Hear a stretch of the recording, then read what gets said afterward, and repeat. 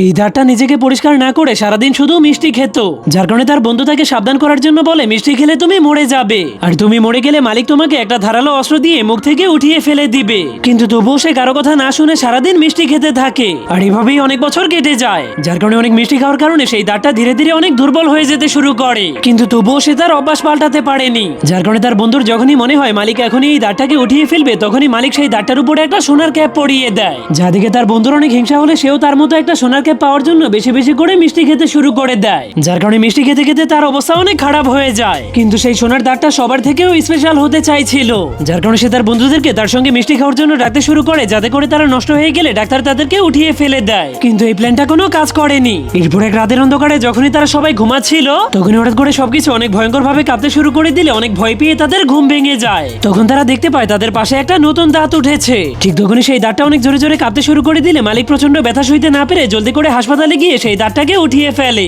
কিন্তু তখনই সেই জায়গাগুলোতে আরো 3টা দাঁত উঠে যায়। তবুও দাঁতগুলো অনেক খুশি হয়ে তাদের মালিককে একটা আপেল খাওয়ার জন্য উস্কানি দিতে থাকে, যার কারণে আপেলের খোসা তাদের ফাঁকার মধ্যে আটকে গেলে মালিক সেটাকে জিহ্বা দিয়ে বের করার অনেক চেষ্টা করে। কিন্তু সে ব্যর্থ হয়ে সেটাকে যখনই সুই দিয়ে বের করার চেষ্টা করে, তখনই সে ভুল করে দাঁতের মাড়িতে গোতা মেরে দিলে রক্ত বের হতে শুরু করে দেয়। এভাবেই দাঁতটা আবার তার মালিককে হসপিটালে নিতে সফল হয়ে যায়। কিন্তু সে যখনই ভাবতে শুরু করে এবার তার মালিক তার উপরে সোনার ক্যাপ পরাবে, তখনই তার মালিক তাকে উঠিয়ে ফেলে দিয়ে তার জায়গাতে একটা নকল দাঁত লাগিয়ে দেয়।